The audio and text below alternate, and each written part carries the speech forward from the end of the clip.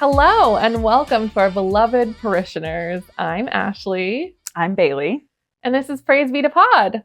This is our second episode. Yes. Very exciting. Mm-hmm. And if you listened to last week, you'll know that our intro segment is What's on Your Heart?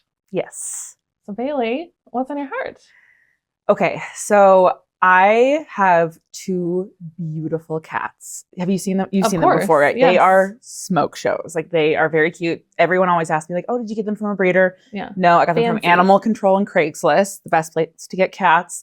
And I take really good care of them because I have nothing else better to do with my time. Mm-hmm. And so, like, they also have long fur. So, like, I brush their fur, like, every day. Mm-hmm. And I feed them this really high quality diet so that, because, like, their diet is directly linked to their fur quality. You can look it up. Look at ask ChatGPT. Do you have a picture? Yeah, I did, and I sent one. Okay. I sent one in, so the people should be able to gaze upon the cats. Okay. So I brought my cats recently to the vet, and the vet that I go to, they are not unfriendly, but they are not particularly warm, and not in a bad way. They're just not gonna like go out of their way to make you feel comfortable. Yeah. Or like hype you. I don't know why a vet would hype you anyway, but that's their personality, a little more dry. Yeah. So I brought my cats in, and she was doing a checkup of them, and she just kind of like squints, and she's like petting them. She goes, "These are really healthy cats. You take really good care of them, Mama." And I was like, "Oh my babies." I was like, so I have been riding that high ever since. Like, everywhere I go, I was like, "Hey, y'all, do you want to like?" I told all my friends, like, Yeah. I went to Tulsa, Oklahoma recently, and I was like, "Hey, you guys want to hear," to my family that lives there, "Do you guys want to hear the story about how my the vet was impressed with my, like, the way I care for my cats?" So I've been like really into that. And then also something really cool happened. So a few weeks ago, somebody sent me a link to this, I guess, kind of like a contest. It was like you could submit photos of your cats to possibly be featured in this calendar.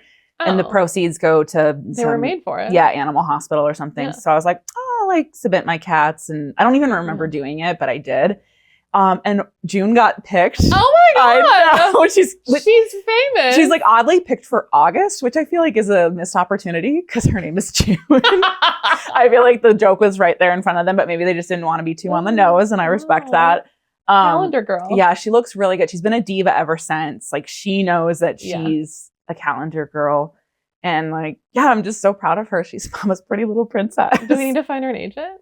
Yeah, I think so. I did actually ask ChatGPT the other day, like, what do you have to do to get your cats into modeling? Yeah. And they do have to be well behaved, which my cats are not. Okay, so already out. Yeah, they're violent and dangerous, and they have terrible attitudes, but they are beautiful. So amazing. Yes. But anyway, Ashley, what is on your heart? I have some really bad news. Oh. So when I was a teen, I read magazines like Teen Cosmo and 17 and Teen Vogue or whatever. Were you a bop girl? No bop. No bop. No. I love bop. And in those magazines, there was always horoscopes straight from Satan. Yep. But I was like, gotta see what mine is just in case it's right. Mm-hmm. And they would just give you like a general birth date. Mm-hmm. And it would be different in every magazine. And that's how I found out that I was a Taurus. Because I would read them and I'm right on the cusp. I'm May 21st. Sometimes Taurus, sometimes Gemini, but I would read them and it was always obviously Taurus. Well, you also are such a Taurus. Like, you are the most Taurus I've ever met in my life. 100%. Yeah. I tell someone, not surprised at all. Yeah, not at all. Oh, what's your sign? Taurus, obviously. I could have probably guessed that before even knowing that about you. Of course. I identify with it. I love the memes. I repost them. It's always like Taurus and Cancer together. You're a Cancer. My husband's a Cancer. Our other best friend's a Cancer. Like, Taurus and Cancer, they go together so well. Exactly. Okay. Here's the bad news. I did my fucking birth chart. Yeah. I'm a Gemini. 0 degree. Ooh. 0 degree Gemini. How did you miss that? Well, because I never knew what time I was born. And I didn't know this mattered until like the internet made it a thing with Zoomers and, you know, people your age. Like, I'm sorry. Got really into astrology and had to ruin it for me and tell me that I had to get the exact date because it really mattered. It does, I fear. And now I'm a Gemini and I'm a fraud and I don't know who I am anymore. And I don't know if I believe in astrology. Well, okay, calm down. I'm trying to process this as well. So you don't seem like a Gemini at all. Like I'm mad. Well, I will say, like, I really like Geminis. I don't, and I don't like being one. Oh, my favorite ex was a Gemini. Oh. He did suck, though. He was an ex. He was actually the worst person I've ever met in my life, but he was a good time. We're making our boy laugh over there. I feel great. Are you a Gemini? Yes. Hell yeah! I mean, we love Geminis. No, but for real, it's just like, I'm not one. That's the only problem. I don't even know anything about them, but the memes aren't me, and I don't want to repost them. And I've been doing this for years, and now everyone's going to be like, "Oh, now you think you're someone else?" Yeah. I'm sorry. I just asked my mom what time I was born. I don't see any. The only thing that I would say about you being a Gemini that I could possibly see is like you do have like a twin version of yourself. True. And that's not in like a bad way. Like you like you can flip a switch pretty quickly and get into different modes, which is a pretty like, it's also just like what a working person has to do. Like you can, but it seemed to be pretty seamless for you. So that feels very Gemini. That's true. But you are so consistent and like stubborn, honestly, like in a good way, which is very Taurus. And I love Geminis. They are so much fun. They are great people, not always consistent. Like a lot of the people I know, like that one guy I was just talking about. Not you, the other one. Not super, chatty, but says nothing. Yeah. Well, I'm sorry to hear that. So I have an identity crisis. Okay. Well, I know that, I feel like we looked at your birth chart once. And sometimes like people can come off as more of their rising sign. Do you remember what your rising sign was? Scorpio. I could see Scorpio. I don't know anything about that. They're just like one of my least favorite exes was a Scorpio. I know that. Well, they're not good when they're men. Okay, thank you. Yeah. Calm down. But a female Scorpio, ooh, I like them. Okay, so we'll have to dive into that later because Bailey is an astrology savant. Yeah, I mean, I have fun. I dabble. Yeah. She knows a lot more than me. Yeah, I got really into it during the pandemic because I needed like direction and purpose and to know that there was something at work larger than myself. So that's why we got into that. Maybe you can continue to coach me through my identity issues. We'll figure it out. We'll look at the whole birth chart. We can fix this. It's okay. Yeah. Okay. So today we're going to go through my origin story. Mm-hmm. So today is kind of Ashley coded, I would say. And something that everyone needs to know about me is I am a really big reality TV fan. Yeah. And I love trash. It's just, I love the social dynamic of it. I love seeing people fight. I think it's taught me a lot about psychology and therapy, like to be real about it. Seeing couples fight or even friends fight and like how they took something someone said, like watching that go, like watching their wheels spin. Mm-hmm. I love like the social psychology and just like seeing them move on and grow. Like I love it. I love reality TV. I know people think like, oh, it's mindless and oh, it's trash. Like it is, but it's also not. Like it can be stressful. I feel like I can't believe you did that. I'm so disappointed in you. But these are just real people. So Bailey is not a big trash TV watcher. Not really. I mean, I wish I was because I feel like it aligns more with my personality. And I feel like it's pretentious to not like reality TV. It's not my favorite quality about myself. Aside from the Kardashians, I have a really hard time getting into it though. Yeah. I'm not like opposed to it. When you talk about seeing people grow, I don't know what you're talking about. Yes. Like I don't see people grow. Whenever I've watched reality, dedicated for a long whenever time. I watch like reality TV, they might like talk about the concept of growth. Like on The Bachelor, they're like, "Oh, like I really want someone who I can grow with." Like they'll say that line over and over again, or they're like, "I want someone I can be vulnerable with," and then you don't see them open. Like they just talk about it conceptually. Okay, I would say I'm not into contestant reality TV. Okay, which I would say The Bachelor is contestant. I would say, yeah, you're not following their life. Mm-hmm. You're just like, it's just people dating and then it's over. Mm-hmm. I'm talking about like Bravo shows or 90 Day Fiance where you're like seeing couples and you see them move through different stages in life. Okay. So I created a game for this. It's going to be fun. So I'm going to show you a reality TV couple And then you're going to tell me what you think is going on with them today. Okay.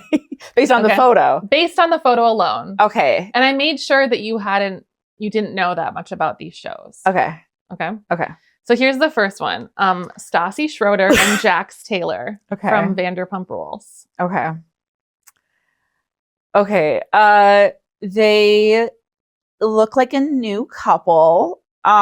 He's leaning more into her, but she's kind of leaning out. So maybe like he's more like comfortable with her than she is, or maybe he likes her more or something. Maybe she just doesn't want her double chin to show. I don't know what's going on. She's got that collar popped, so she kind of seems a little preppy. She has the old money blonde aesthetic, and he seems a little bit more like just how he like has his hair. Like he's maybe more of the fun one. I don't know. I'm really just grasping for straws here. But I don't think that they're together today. Okay. You're correct. They are so not together today. They're both married to different people. Yeah. I mean, well, 50% of marriages end in a divorce. So it's a 50-50 They were never there. married either. Oh, yeah. Even better. But they started on season 1 Vanderpump Rules, which if you're looking for reality TV to get into, it stands the test of time. It's so good. You've been wanting me to get into it to the point where like when you ask like, have you seen it yet? I can tell you're a little mad at me. I just wish I could be you and have never seen it before and watch it from day one. What a dream. I've gone through it with so many of my friends because it's so good. It's like the best reality TV Why don't show. you just let me be then and let me live this like blissful life without it? Because number one, you lived in LA. I did. And these are bartenders and servers in LA. It's not like some rich people. Like she was a waitress, he was a bartender. Okay. And it was a spinoff of Real Housewives of Beverly Hills. Okay. And it's like one of the housewives' restaurants. Okay. And so it's like normal people with crappy apartments. They have no money. No, well, I can relate to that. Taking out credit card debt just to buy dresses to wear on the show. Like, it's amazing. Okay. But to tell you the truth, he cheated on her many times, but once he got someone pregnant in Vegas. Oh. Yeah. And she didn't find out about it for a long time. So she broke up with him. And then she found out also he cheated on her with one of her friends. This doesn't come out till later in the series. Yeah. This is why the show's so good. It's wild. Then now she's very successful, happily married. It worked out for her. Please tell me he's unhappy. He is very unhappy. He's an addict. He's on a new spinoff show and it's showing him going to rehab. We love to see a bad man fall from grace. So at least he's getting help, good luck. I guess. Okay, this has been more successful than I thought. We'll just do one more. And I'm going to go on to TLC. I'm going to do 90 Day Fiancé. Okay. This is Gino and Jasmine. Do you know the premise of 90 Day Fiancé? I'm assuming that it takes them 90 days to find a fiancé. So close. It's an American who has met somebody overseas and they get a 90-day fiancé visa and they have to come to the States for 90 days. And then by the end of that 90 days, they have to get married. Okay. Because wait, is that like where that guy with law. No neck came from? Yes. Like all those memes? Okay. Yes, yeah, Big Ed. Yeah. Big Ed. That's right. I almost did him, but his story is way too sad and messy. So. Yeah, if I feel bad making fun of him. Yeah. But I still kind of liked it too. Well, he asks for it. But okay, Gino and Jasmine. Okay.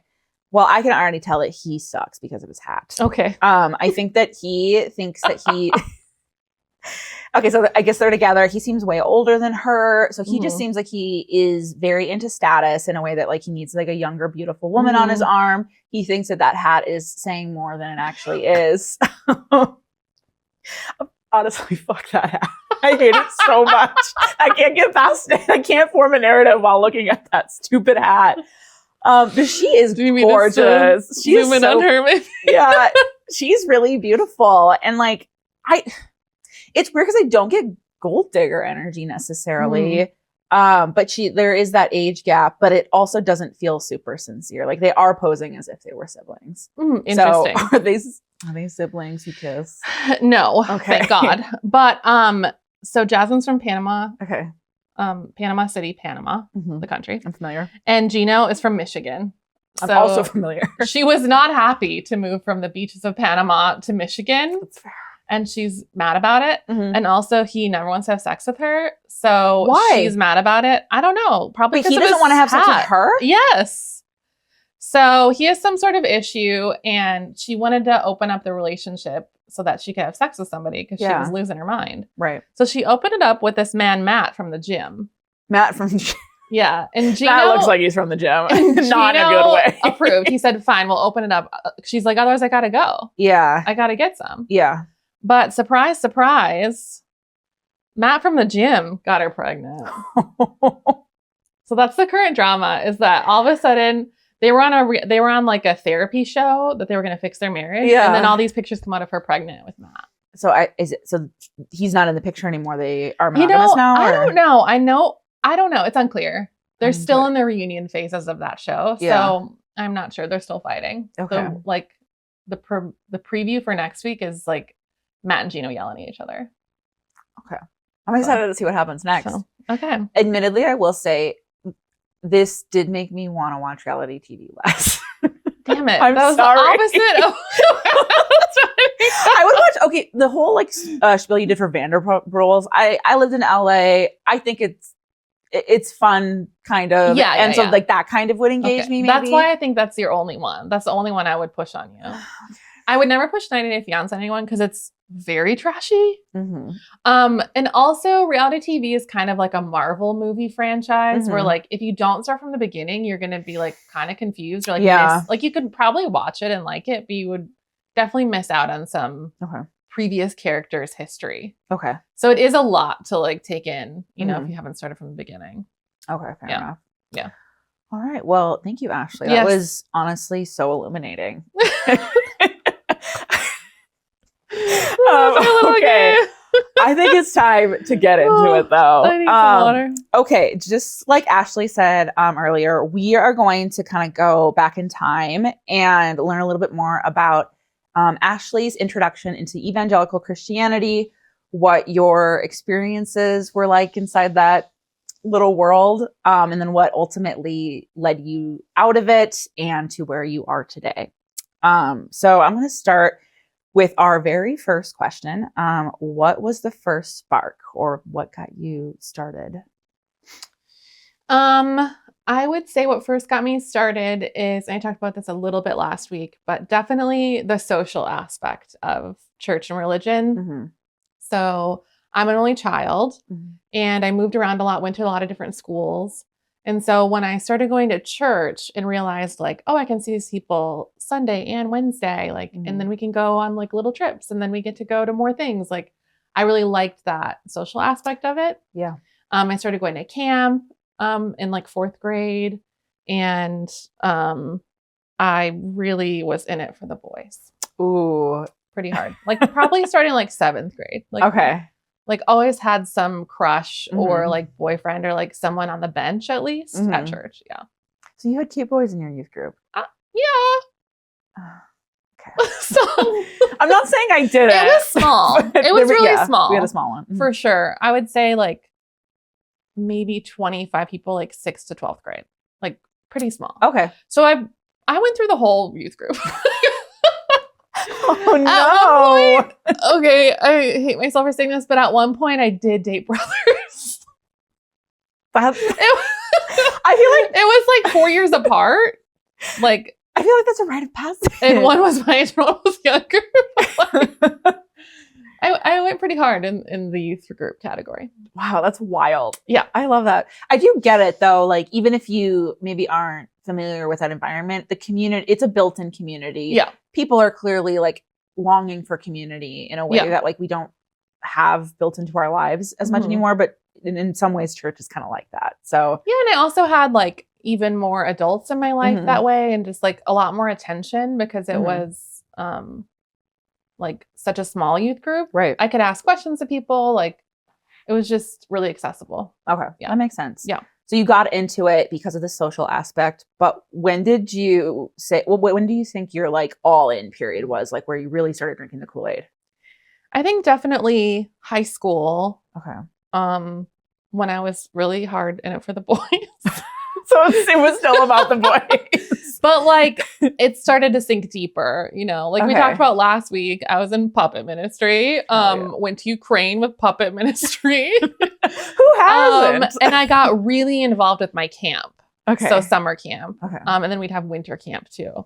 So I started doing like, I was like junior camp counselor in high school and then like a counselor in college. And I got really involved with like the mentorship aspect of younger women. Okay. And I really loved that. I really wanted to be a big sister, and I loved that dynamic. And like there was a really big like letter writing culture. So at summer camp, it was like a really big deal to get mail. Oh, it was like pre-cell phone stuff. Like maybe I had a phone, but I didn't have like a smartphone. And like you were pretty isolated from the rest of the world when you were at camp. Yeah. It was like pretty primitive. Like we had cabins, but it's not like we were in tents, but it was like pretty primitive. Yeah. It's not like we had a bathroom in our cabin or anything. Like you had to go outside to go to the bathroom somewhere else. Like not outside the bathroom, but like you had to leave your cabin to go to the place where the bathroom was. Yeah. Okay. It was a very cheap camp. So we got a lot of kids from like the state used to send in kids. Like they got a certain amount every summer for like foster care kids. So it was like pretty diverse, and it really opened me up to a lot of the world I didn't know about. Like just growing up in like a normal city. Yeah. So there's a lot of merit to it. Okay. Well, that makes sense. Did you have like a born again experience, or is it more just like good question. Frog in the boiling water situation? I definitely think I had that several times. Yeah. Okay. Was it like worship induced? Yeah. Or like come up to the altar of this, and I'd be like, probably. Like probably. I should just to be sure. Just like get saved. Yeah. Here. Make sure. And then I did, even though I was baptized Lutheran as a baby, I did ask to get baptized when I was 16 again. Okay. At my Baptist church. My parents were like, sure. Like my mom's Lutheran, my dad grew up Baptist. So they were like, sure, just do them both. Like, whatever. And my parents were like very normal. So like normal, nominal Minnesota people. None of them, they weren't like crazy like I was. Okay. Yeah. What like do you think it was like for them to watch their daughter like dive further into this? Do you think it kind of made them nervous or? Yeah. I think it was really weird for them because they had like a rebellious streak in their past. And I think both of their parents would say to them, like, you'll see when you have kids, like you'll get it back even 10 times worse when they got like a missionary. Yeah. Which almost like if I were them would feel ominous, where I'm like, is this like a buildup to literally like the worst type of like scenario with your child? Like is Ashley going to join a gang? And I actually like talked about this with my mom this week because I explained to her, like, I was so deep in it that I didn't even trust anyone who wasn't as deep as me. Yeah. So I often would just like not tell my parents my thought, like my thinking, and just be like, this is what I'm doing. And it was something insane. And they would just support me because they were scared that if they didn't, that I would like never want to talk to them again or something. But I think they're kind of like, well, she doesn't have to be this poor. Like, okay. So that goes into like another part of the peak era was like when I was in college, I got really involved in InterVarsity, which is like a campus parachurch organization that like if you go to state school, you don't always have like an easy way to find Christian community. And a lot of parents worry that like they'll lose their faith when they go to college. Yeah. And so I was like, I gotta not lose my faith. I need to continue to find my youth group. Right. You can't let the flame die. Yeah. So I got really involved with InterVarsity. It's similar to like Campus Crusade or what they call Crew now or Navigators. And went really hard with them. Went to Mexico with them a couple of spring breaks to like build houses. Like a mission trip? Yep. Okay. Really involved in missions. Went to the Ojibwe reservation to do a service project over spring break. And then I ended up going on staff with them in Arizona. So I became like a professional Christian. A working Christian. Yes, professional Christian in Flagstaff, Arizona, which was culturally very different than Eau Claire, Wisconsin, where I went to college. I believe that. Yeah. So would you say that's like your peak religious experience, like when you were like the most on fire? Not actually on fire. It's terminology for being zealous. The most extreme for sure was like those InterVarsity days because I was surrounded by college students who were also very zealous. And in Arizona, it was a new world. Like everyone there was very charismatic. And by charismatic, I mean like really into the gifts of the Spirit, which like we'll do a foundation episode on later. But meaning like praying in tongues, like prayer for 12 hours at a time, like things that these like nice Wisconsin kids didn't do. No. Like we just did Bible study and like very intense Bible study where you got like special markers and stuff. But yeah, lots of books. Like we'd read books together. Yeah. We'd do service projects, but never like in anyone's face or anything, where these kids in Arizona were wild. They were very influenced by IHOP, which you'll talk about later. Yeah. They were very influenced by IHOP. That was like that era. International House of Prayer. Yeah. Not the pancake place. Yeah. If only. If only. And like the Bethel movement in Northern California was also really big then, like a big church that Bill Johnson started. So it was just things like I'd never been exposed to and never knew about, but I was supposed to be their leader. Okay. So the leader that I had when I was in college in Wisconsin had been recruited to work on this Northern Arizona school. And he recruited me to go be one of his interns. Okay. So I was like on an intern team with there was 4 of us. Okay. And then I ended up staying on staff there for 5 years. Wow. Okay. So you were in deep. Very. Yeah. Yeah. So, I mean, in that period of time was like, when did like, I guess like the cracks in the foundation start? Like when did you start to feel like, ooh, I don't know about this? Or was it any one moment that like really just like kind of rattled you? Yeah. I think my experience in Arizona was really traumatic. I was, 22 and these students that came from like really difficult scenarios. A lot of them were privileged, but they had been through some pretty traumatic things. And they told me about a lot of it. Yeah. So I heard a lot of things I'd never heard before, like first person accounts of really, really horrible things, like sexual assault or things even worse than that. And so that was really hard to reconcile God in that space. Yeah. And then I also was like a really big magnet for anyone questioning their sexuality. Okay. So they would often come to me. I don't know why. They would come to me, but they would. And I had a lot of conversations about that. And I really didn't even know what to think. Like, I was like, I know what I've been told my whole life, but like, this does not seem black and white. And you had been told that it was a sin to be. Yeah. Okay. Of course. And that it's wrong and that like normal people don't deal with it. Yeah. Basically. Okay. Without knowing where we are today, like it's not that simple. But I remember thinking like, this does not seem black and white. And if somebody's like struggling so much to be who they are, like how can it be wrong? Right. So that was like a crack in the foundation. Cause I just remember them. I almost think that a lot of these students were so invested in the spiritual, like the hyper spiritual things in the charismatic world. Yeah. Because they wanted to fix these things that were so difficult for them. Well, a lot of them think that it's like spiritual warfare. Yeah. That they're being attacked by the devil. Yeah.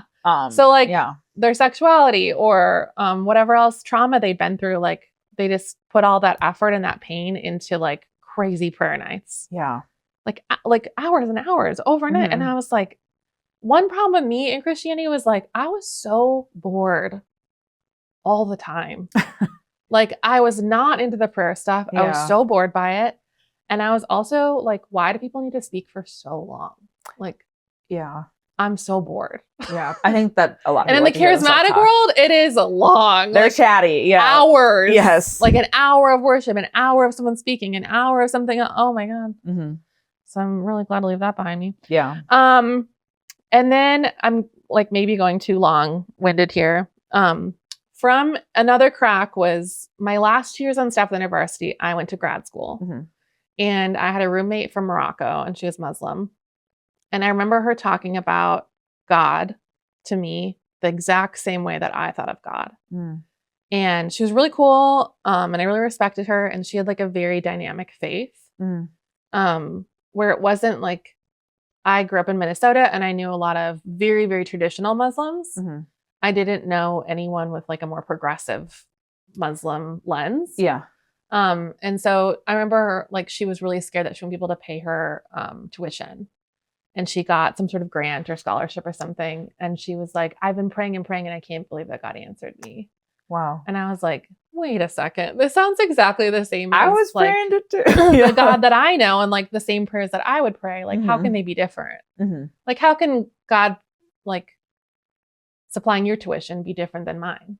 Right. Like it seems like the same thing. Right. So it's like a big crack that I think about a lot. And I remember just thinking, once I get out of grad school, I can get out of here. I can stop working for university. I can stop being a professional Christian, and I can get a real job. And I just kept holding on to that idea. But they kept me in it longer and longer and longer based on my professional Christian career.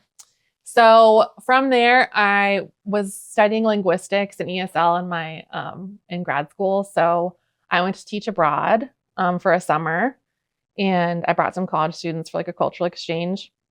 And then that school tried to recruit me, and then the missions organization tried to recruit me to stay. And so I ended up going back there a year later. And when all my classmates were looking for jobs, I already had a job. And it was easy to tell them, oh, it's just a teaching job. I was just teaching English.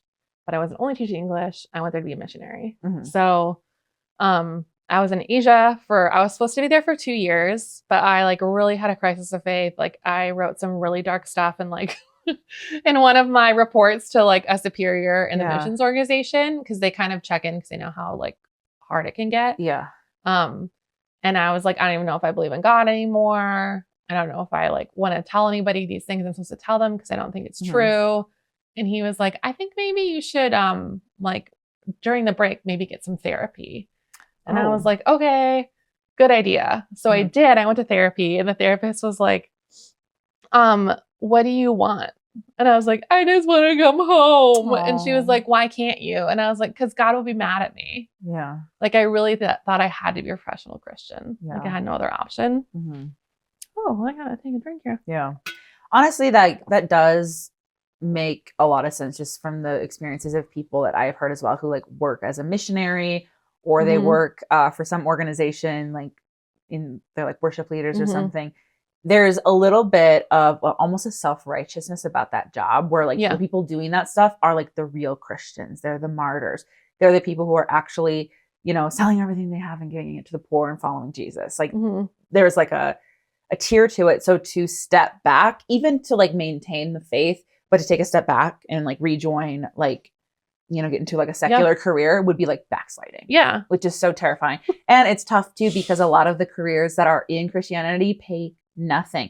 So it traps you financially too. So it's not like traps you skill wise. Like how do I explain to a job what I was doing before this? It's very hard to like find different words. And you are like developing skills to some extent, but they're hard to like transfer. Like, oh, like students used to trauma dump on me. That's gotta be worth something. Totally. So I ended up in that break of the year, like our missions organization went to Florida. And they went to this really charismatic church that one of the people in the group knew. And at that church, I met a boy. So, I'm always chasing boys in my life. Do you remember what his astrological sign was? Oh, no, but I could find out. I bet. Tell me a little bit about him, and then we'll talk about it later. And I remember the moment I saw him. That in my Christian mind at that time, God spoke to me. Something in my body spoke to me, like, he's it. And I was like, no way. This guy's weird. And also short. Ooh, yeah. And we're tall girls. Super tall girls. And I was like, it's never going to happen. I'm never going to talk to him again. He lives in Florida. I'm going back to Asia. And so I go back to Asia. Or no, I stayed in the States for a while, like 3 weeks or something. Went to therapy. That's when I went to therapy. And then he Facebook messaged me. And I was like, how can this be happening? And I had like God told me. And I had like a round trip ticket to Florida, like back to Asia. So I had to go back to Florida for a night. And he was like, oh, I'll take you to dinner. And that ended up being my first husband. The first husband. So I'm taking it didn't go well. So he was a part of this super charismatic church. And I was trying to get out of this. I was trying to not believe in God anymore. I was trying to stop being a professional Christian. And I decided to leave Asia because like in that therapy session, I was like, I gotta go home. But I was like very ill when I was in Asia. And so I knew that I didn't want to go back somewhere cold. And I just wanted to be somewhere warm. I felt like I'd never been warm in my life. And I didn't want to come back to Minnesota. I didn't want to go back to Northern Arizona. And so I was like, I guess I'm just going to go hang out with these people at this weird church. And that's where I went. And I ended up getting married. and staying in this like super Christian life. Yeah. Were you like still having doubts at that time, or had you kind of set them aside? I think I'd set them aside. Okay. And I also was just always like pretty open-minded. Okay. I no longer had this like really closed view of God or closed view of what you should and shouldn't do. Like, I don't really know what I thought, but like I stuck pretty hard to the purity culture thing. Sadly, it's a hard one to shake. What were you open-minded on? Like, what do you have any examples of that? Like, a lot of people would come to me and talk to me about their life or like their sexuality or like, you know, like, who am I? I just like, I had very strict rules for myself, but I didn't really care what anyone else did. And I don't think a lot of evangelicals would say that. No, it's usually the opposite, actually. Yeah, exactly. So at least I can say that. And then I was trying to get a job when I was in Florida and ended up working for a missions organization there for 8 years. Oh my gosh. Yeah. Wow. So you were not getting out anytime soon. No. So I was stuck. So I was stuck as a professional Christian. Yeah. And at the time I thought, oh, this is great. It's a good job. And I learned so much. Like it was a really good job for that time in my life. But we ended up both working there, me and my ex-husband. And that was very difficult for both of us. A lot of couples work there. It was really common. I've met some of my best friends there.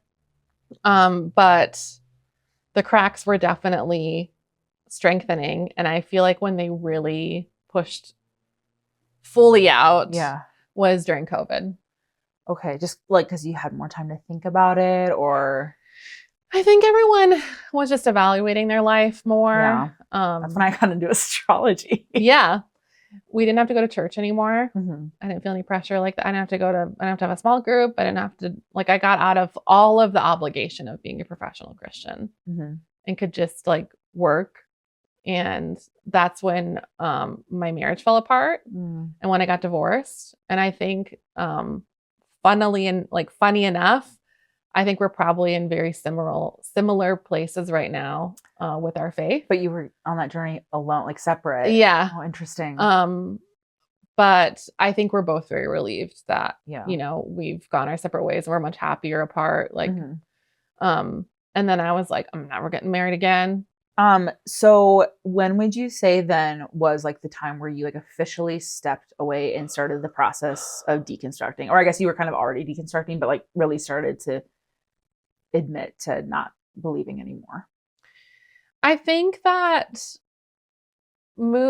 getting divorced in 2020, and I moved up to Minnesota to stay with a friend who had space in her big house. She was also divorced.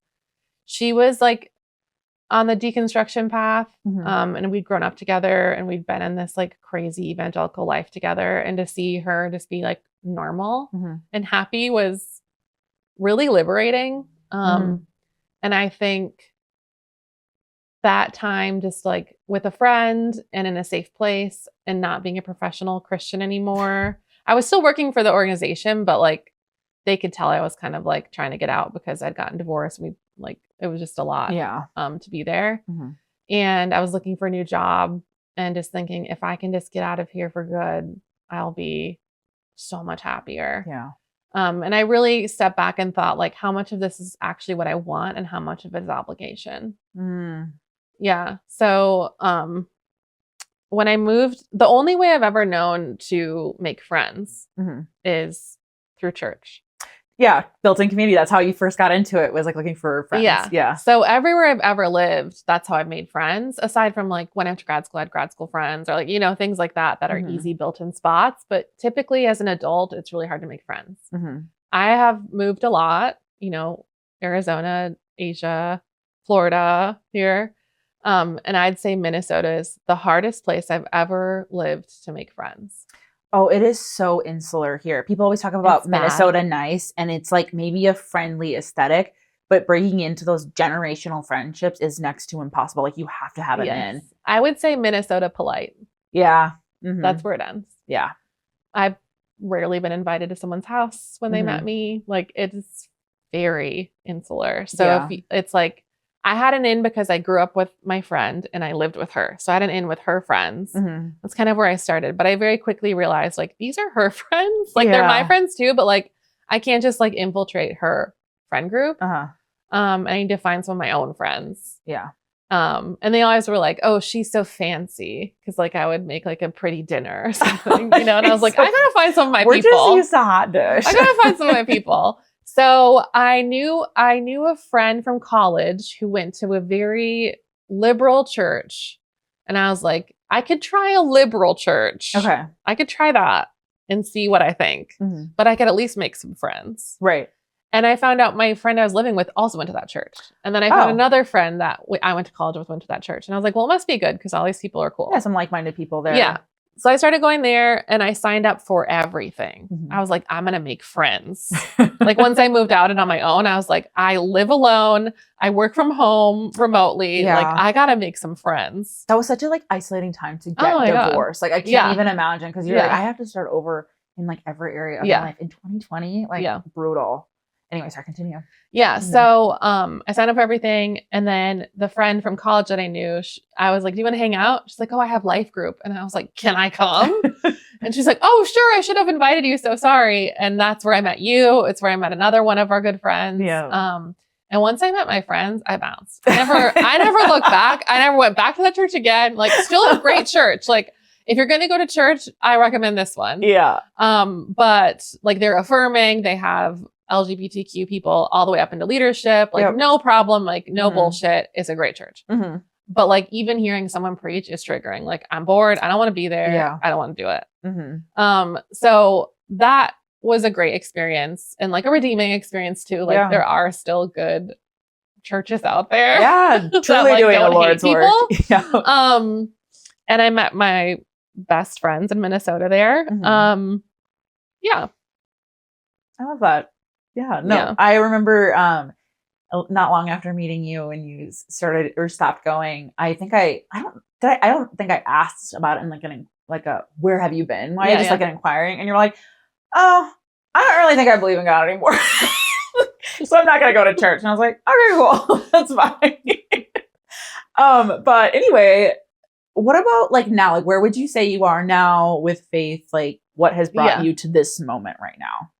Yeah, I would say that I never want to feel sure of anything again.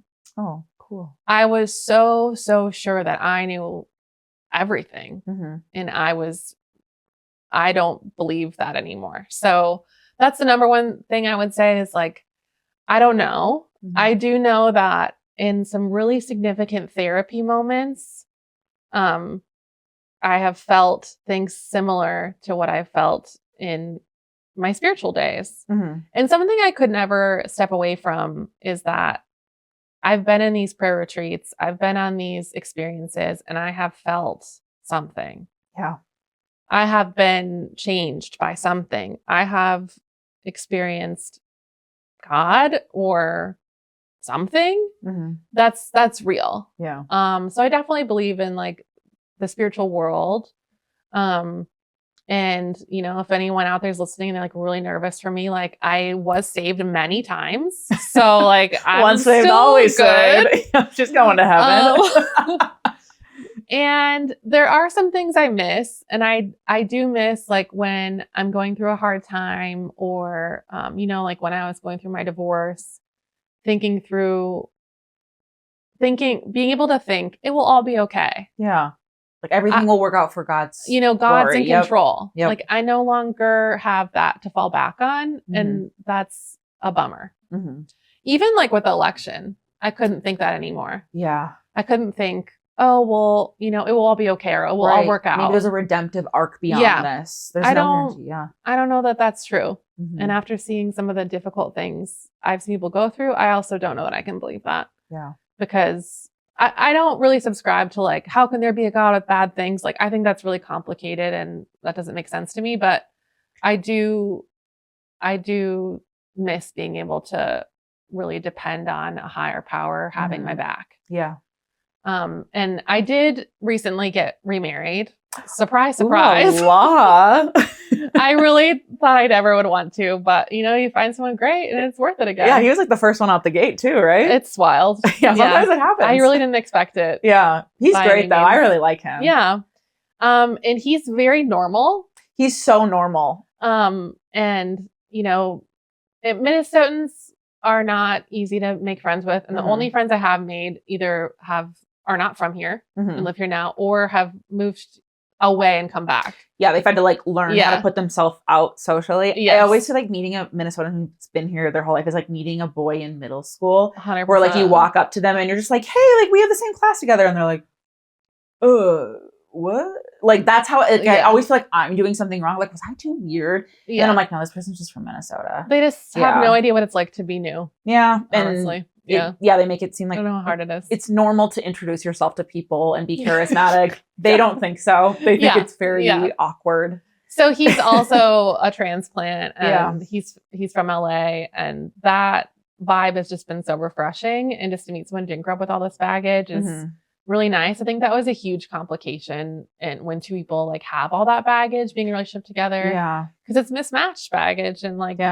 it's intense. So that's been like really relieving and nice. I think a lot of people can also like confuse intimacy or enmeshment for intimacy. And so like you'll have two people with these traumatic experiences who just like kind of collide into each other, and it's like, wow, we're so close, we're great. But then you just stay in that rut because you don't like move on from it and heal together either. Yeah. So it is kind of nice. I could see like ever since you met Danny, I've seen you grow a lot too. Yeah. And like make peace with a lot of things because he's not in that world, and it's like an invitation to move out of it. And I do think like reflecting on my past self or thoughts I had, they were very negative and very shameful. And that's kind of the world you are in. Like when the expectation is to be perfect, you're never going to be good enough. Yeah. And so to have two people in a relationship like that is really difficult. And then you're almost putting that pressure on them from you. Like it's just a bad cycle. Yeah. I don't know how people can survive it. That like shame cycle coming back at each other, and just to be with someone that's like without all of that trauma and drama. It's really nice. Yeah. Yeah. So I would say today, to answer your question, I don't know what I believe, but I know I'm saved. Like I've said the sinner's prayer and I've been baptized, so everyone can just calm down. In many denominations. I have seen every iteration of Christ. Oh man. Amen. Yeah. And I learned a lot from the world of Christianity. I would say the best thing I ever learned was just more about the world. Like I was a graphic designer for a missions organization. So I learned every country. Yeah. On the map. Like I know where almost every country is. Yeah. Where people are like, where's East Timor? I know. And just a lot about language, which was always something I loved. That's why I studied linguistics. And I got to go to Brazil like 4 or 5 times with Brazilians and see their world. And those are just some things I'll always cherish. And those friendships I made. Yeah. I could totally see that because I feel like a lot of times Christians or like people who grew up Christian are often labeled as like being sheltered. And I do think that there's definitely an element of truth in that. But in this specific iteration of Christianity, you actually have an overexposure to the world. Like you typically start going on missions trips to different countries from a very young age. Yeah. And most of these countries are experiencing catastrophic geopolitical like situations, and you're just in it and you're seeing it with your own eyes. Like that's not an opportunity that a lot of young people get. Yeah. And I'm talking like as young as 10. Right. Like I think that was the first time I ever went to like El Salvador was when I was 10, and I saw some like really painful things. And I think that, you know, even the story you told where those people were confiding in you about some really dark things, like that's an overexposure to like hardship. Yeah. So I feel like similarly where I'm like, oh, I actually feel like when I was in evangelical Christianity, that is when I saw most of like the rawness of the world. Yeah, even like when I worked for the missions organization, we would field stories coming in. Oh wow. And they were horrifying. Oh, yeah. Like some of the things these women are going through in the depths of jungles of Africa, or like it was just I was shocked. I had no idea. You know, we were trying to rewrite them so they could be like donor pieces. That was my job. But we had to read through a lot of things that I had no idea were going on today. Yeah. Yeah. Did you ever read the magazine Voice of the Martyrs? Oh, of course. Oh, we had a subscription to that. Yeah. And I like, there used to be like several, I remember like sitting on my dad's lap and like going through some spreads, and there was like a image of like a burnt body, and it was like in the conflict in Sudan. And my dad was like explaining it to me. And like, I was very, very young when this happened. And so, yeah, there's like, it's really shocking. Yes. And you learn about it pretty quickly. But, well, Ashley, thank you so much for sharing your story and opening up. It was really interesting. I mean, I've heard you talk about it before. I don't know if I've ever had a linear take. So I feel like I've created a more like whole image of you now. Yeah. Which is really cool. Yeah. How are you feeling right now? I think relieved. Yeah. The biggest thing I'm nervous about is I had a lot of really wonderful leaders throughout my life. And I know that they will feel like they failed. I know that trap. And like, I do not blame any of them. Like, they were wonderful. My InterVarsity bosses and staff were amazing people. They're still doing it today. Like, I can't believe that they have pushed through and still work there today. Aside from what I do or don't believe, I know that that is very difficult work. Yeah. And your it takes heart a lot. is so in it. And it's sincere for most people, I would say too. And it has see someone to be. walk away from it. Like, you're like, it is painful. Yeah. Yeah. So I just don't want anyone to feel, that's my biggest thing I'm nervous about, is them feeling like they failed or them feeling disappointed. But that's who I am now. So I can't really do anything else about it. Right. You can't lie about it. Yeah. It's where you are. Well, that makes sense. Well, thank you so much. I really appreciate you opening up. If any of our listeners have any questions or feedback, or would like to share their own story of their evangelical origin experience, we'd love to hear from you. So you can reach us at praisebetopod.com or on Instagram at praisebetopod. You can DM us. And then we also have a YouTube channel, Praise Be to Pod, as you can imagine. And with that, blessed are the listeners, for they shall inherit a crash course lesson on reality TV and its landscape. And with that, it is finished. Thank you. Bye.